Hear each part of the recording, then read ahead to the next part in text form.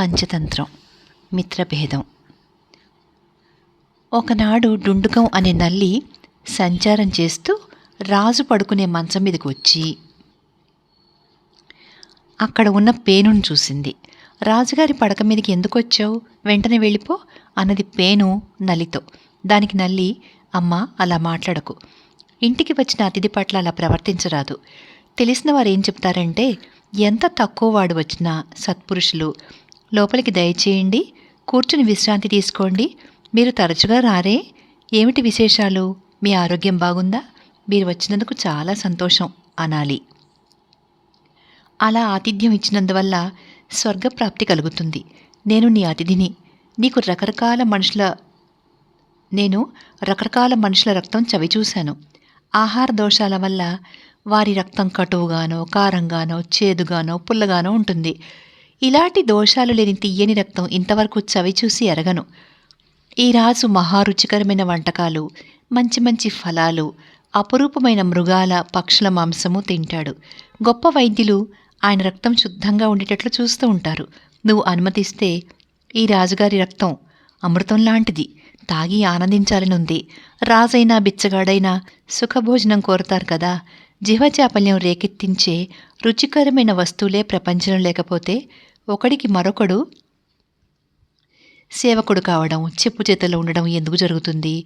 పొట్ట కోసమే కదా మనిషి అబద్ధాలాడతాడు, పనికి మాలిన ఊడిగం చేస్తాడు, దేశాంతరాలకు పోతాడు. అందుచేత ఆకలితో వచ్చిన నీ అతిథిని రాజు రక్తం చవిచూడని అన్నది. అది ఎంత మాత్రమూ కుదరదు. నీ తొండం చాలా పదునైనది, కుట్టినప్పుడు చాలా బాధ కలుగుతుంది. పైపెచ్చు నువ్వు విడవకుండా కరుస్తావు. నీ కాట్లకు రాజు తప్పక నిద్రలేస్తాడు. ఇది మన ఇద్దరికీ ప్రమాదం, కనుక నువ్వు వెళ్ళిపో అంది పేను. నల్లి పేను కాళ్ల మీద పడి ఉండనీమని ప్రాధేయపడింది. ఇది చూసి పేను మెత్తబడింది. సరే అలాగే ఉండు అన్నది పేను. రాత్రి రాజు వచ్చి పక్క మీద పడుకున్నాడు. ఆయనకు కునుకు పట్టే లోపలే నల్లి ఆయన రక్తం రుచి చూడాలి అనే జీవచాపల్యంతో రాజు పెదవిని బలం కొద్దీ కొరికింది. సూదితో గుచ్చినట్లు బాధ కలిగి రాజు లేచి నౌకర్లను పిలిచి, నన్నేదో నల్లో పేనో కుట్టింది, వెతికి చంపండి అన్నాడు. వాళ్ళు వచ్చి పక్క అంతా గాలించారు. నల్లి యుక్తిగా మంచం నెరల్లోకి దూరిపోయింది. పరుపులో దాగి ఉన్న పేనును కనిపెట్టి నౌకర్లు చంపేశారు. పింగళకానికి కథ చెప్పిన దమనకం, ఈ ఎద్దులాగా స్వజాతిని విడిచి జాతీయేతరతో చేరేవాళ్లు కుకుద్రుమరాజు అనే నీలి నక్కలాగా అకాల మరణం వాత పడతారు అంది. ఏమిటా కథ అని పింగళకం అడిగింది. దమనకం ఇలా చెప్పింది. కుకుద్రుమరాజు కథ. ఒక బస్తీకి సమీపాన గల అరణ్యంలో చండరవం అనే నక్క ఉండేది. ఒకనాటి రాత్రి అది ఆహారం వెతుక్కుంటూ బస్తీ ప్రవేశించింది. కుక్కలు దాన్ని చూసి భయంకరంగా మురుగుతూ చీల్చి చంపాలన్న ఉద్దేశంతో దాని వెంట పడ్డాయి. నక్క హడలిపోయి ప్రాణాలు దక్కించుకునేందుకు పరిగెత్తుతూ ఒక కలంకారీ వాడి ఇంట జొరపడి, వాడు బట్టలకు రంగు వేయడానికి నీలిరంగు నిల్వ చేసి ఉంచే తొట్టెలో పడిపోయింది. అది చూసి కుక్కలు దూరంగా ఉండి కొంతసేపు మురిగి వెళ్ళిపోయాయి. నక్క నీలిరంగులో బాగా నానడం చేత దాని శరీరం అంతా దట్టమైన నీలం రంగు పట్టుకుంది. మూఢుడు, ఆడది, ఎండ్రకాయ, తాగుబోతు, నీలిరంగు పట్టుకుంటే వదలవు అనే సామెతే ఉంది కదా. అమిత ప్రయాసపడి ఎలాగైతేనే నక్క నీలిరంగు తొట్టె నుండి బయటపడి పారిపోయింది. ఈసారి కుక్కలు దాని రంగు చూసి నక్క అని పోల్చుకోలేక దాన్ని పోనిచ్చాయి. నక్క అరణ్యానికి తిరిగి వచ్చింది. సింహము, ఏనుగు, పెద్ద పులి, చిరుత పులి, తోడేలు, ఎలుగుబంటు, ఇతర అరణ్య మృగాలు ఒకదానిని ఒకటి రహస్యంగా, ఎన్నడూ ఎరగమే, ఎవరి అద్భుతమైన నీలం ప్రాణి అని అడుక్కున్నాయి. ఈ కొత్త జంతువు బల శౌర్య పరాక్రమాలు తమకు తెలియని కారణం చేత అవి నక్కకు ఎడంగా తప్పుకుని తిరగసాగాయి. తనను చూసి ఇతర జంతువులు భయపడుతూ ఉండడం చూసి చండరవం, ఓ వన్యమృగాలారా, నన్ను చూసి ఎందుకు బెదిరిపోతున్నారు? మిమ్మల్ని పాలించడానికి రాజు లేడని గ్రహించిన ఇంద్రుడు మీకు రాజుగా ఉండి మిమ్మల్ని కాపాడడానికి నన్ను పంపాడు. అందుకే నేను వచ్చాను. నా పాలనలో మీరు క్షేమంగా ఉండండి. ఇక నుంచి నేనే మీ రాజును. నా పేరు కుకుద్రుమం అంది. ఈ మాటలు విని సింహము, పెద్ద పులి, ఏనుగు, చిరుత పులి, ఎలుగుబంటు, తోడేలు, కోతి, లేడి, కుందేలు, ఇతర మృగాలు నక్క ముందు సాష్టాంగపడి తమరు చెప్పినట్టు వింటాం అన్నాయి. కుకుద్రుమం సింహాన్ని తన మంత్రిగాను, ఇతర మృగాలను ఇతర హోదాలను నియమించి తన జాతికి చెందిన నక్కలను హీనంగా చూసి దూరంగా తరిమి కొట్టింది. సింహం మొదలైన జంతువులు వేటాడి మాంసం తెచ్చి కుకుద్రుమానికి సమర్పించేవి. ఆ మాంసాన్ని తినగలిగినంత తిని మిగిలిన దాన్ని రాజధర్మం ప్రకారం కుకుద్రుమం అన్ని జంతువులకు పంచేది. కొంతకాలం పాటు కుకుద్రుమం పరిపాలన అద్భుతంగా సాగింది. ఒక రాత్రి నక్క భోజనం ముగించి పవళించింది.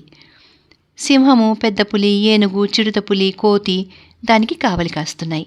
ఉన్నట్టుండి నక్కల మంద ఊళ్ళలతో అరణ్యం మారుమోగింది. కుకుద్రుమం తనను తాను మర్చిపోయింది.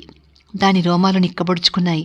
ఉద్రేకంతో దాని కళ్ళలోకి అశ్రువులు దిగాయి. అది ఆనంద పారవస్యంలో పడకమించి దూకి బలంగా ఊళ్ళపెట్టింది. ఇది చూసి సింహం మొదలైన జంతువులు ఇది మామూలు నక్కే అనుకుని అవమానంతో క్షణం పాటు తలలు దించేసుకున్నాయి. కానీ అంతలోనే వాటికి ఆగ్రహం వచ్చేసింది. ఈ క్షుద్ర జంతువు మన సేవలు పొందుతుందా, దీన్ని చంపాల్సిందే అని అవి అనడం విని నక్క తప్పించుకు పారిపోబోయింది. కానీ పెద్ద పులి దాన్ని పట్టుకుని చీల్చి చంపేసింది. దమనకం చెప్పిన కుకుద్రుమం కథ విని పింగళకం, సంజీవకం ద్రోహం తలపెట్టినట్టు నాకు రుజువెలా లభిస్తుంది అని అడిగింది. అతను కొమ్ములు ముందుకు చాచి ఏలిన వారి వద్దకు వచ్చినట్లయితే పొడవడానికి వస్తున్నట్టు తమరు గ్రహించవచ్చు అంది దమనకం. అది సింహం వద్ద సెలవు పుచ్చుకుని విచారంతో కుంగిపోతున్నట్లు నటిస్తూ సంజీవకం వద్దకు వెళ్ళింది. ఏం బాబు, ఎందుకు విచారంగా ఉన్నావు అని సంజీవకం అడిగింది. రాజును ఆశ్రయించిన తర్వాత విచారం కాక మరేమిటి, ఎల్లప్పుడూ తన ప్రాణం గురించి, తన మిత్రుల ప్రాణం గురించి. రాజసేవకుడికి భయమే కదా. పేదవాడు, రోగి, దేశ బహిష్కృతుడు, మూఢుడు, రాజసేవకుడు జీవచ్ఛవాలు. వారికి స్వేచ్ఛ లేదు. కుక్కలకైనా ఉంది, కానీ వారికి లేదు. రాజసేవకుడు యతిలాగా జీవించాలి. ఎందుకు? పాప పంకిలంలో పొర్లడానికి. మిత్రమా, నువ్వింకా ఈ సంగతి గ్రహించినట్టు లేవు అన్నది దమనకం. రాజుకు సన్నిహితుడుగా ఉండడం చేత నాకు ప్రాణాపాయం ఉన్నదంటావా అని సంజీవకం అడిగింది. అదే నా అభిప్రాయం. మిత్రుడివి కనుక ఏమైనా సరే ఉన్నమాట అనేస్తాను. మన యజమాని పింగళకం ఎందుకో నీ మీద అలిగాడు.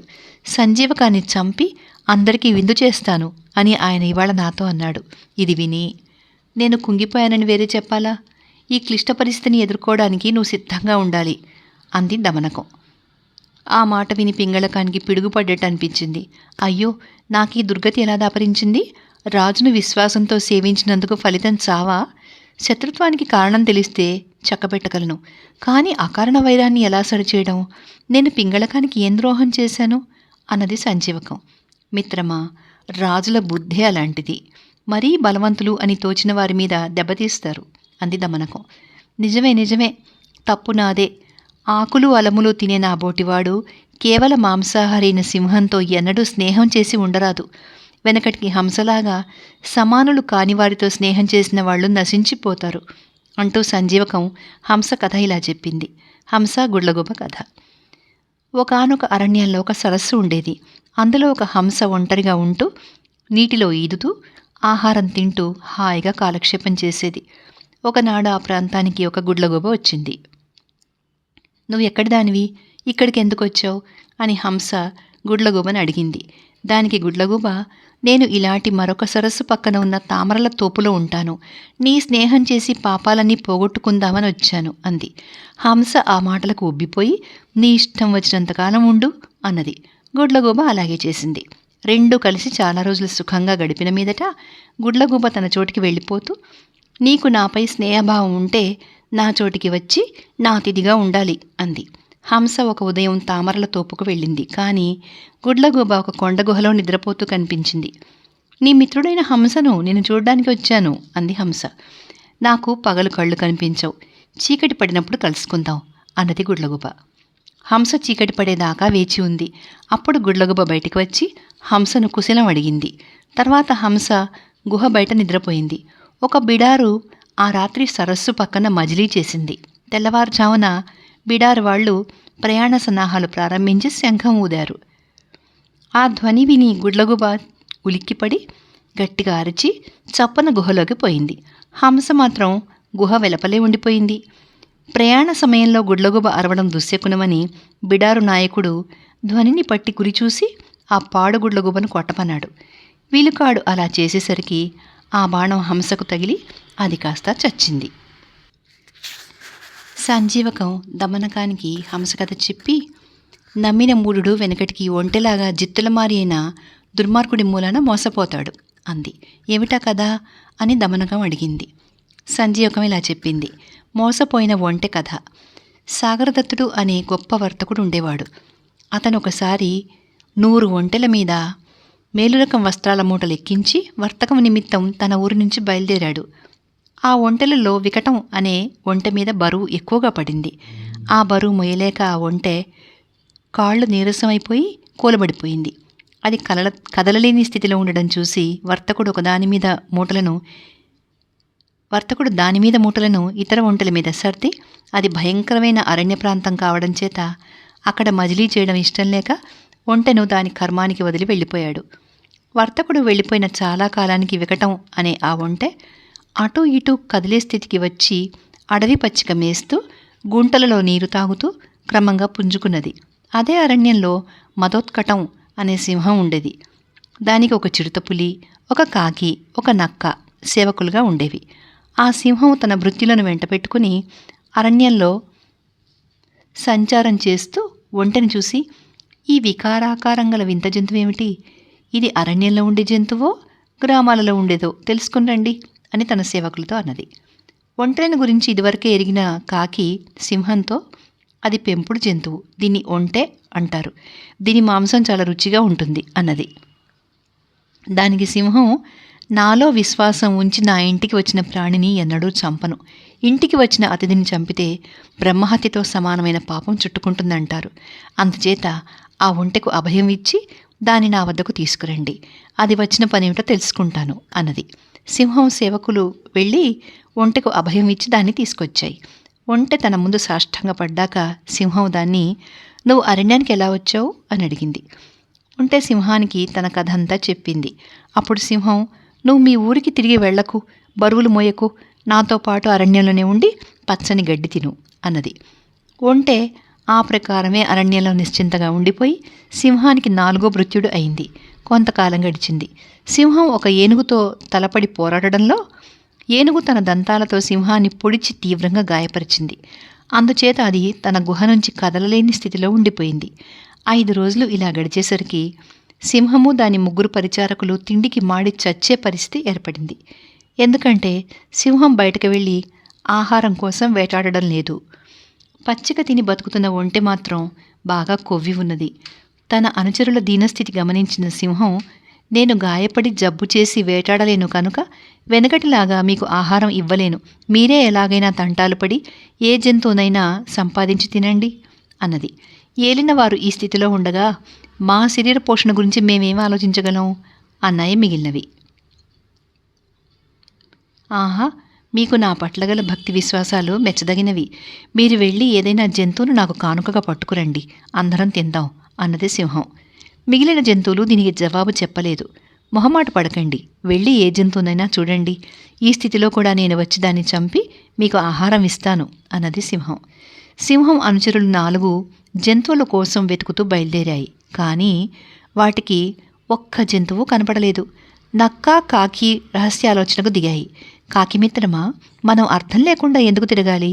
ఈ ఒంటె వికటం కొవ్వి ఉన్నది కదా, దీన్ని చంపి తింటే మనకు చాలా రోజులు సుఖంగా జరిగిపోతాయి కదా అన్నది నక్క. దానికి కాకి, మిత్రమా, ఆ మాట నిజమే, కానీ ఈ ఒంటెకు మన యజమాని అభయం ఇచ్చి ఉండగా మనం ఎలా చంపుతాం అన్నది. అలా అయితే నేను యజమాని దగ్గరకు వెళ్ళి ఒంటెను చంపడానికి అనుమతి సంపాదిస్తాను అని నక్క కాకితో రహస్యంగా అని పైకి మిగిలిన వాటితో, మిత్రులారా, మీరు ఇక్కడే ఉండండి, నేను యజమాని వద్దకు వెళ్ళి కర్తవ్యం తెలుసుకుని వస్తాను అన్నది. తర్వాత ఏం జరిగిందో నెక్స్ట్ వీడియోలో చూద్దాం.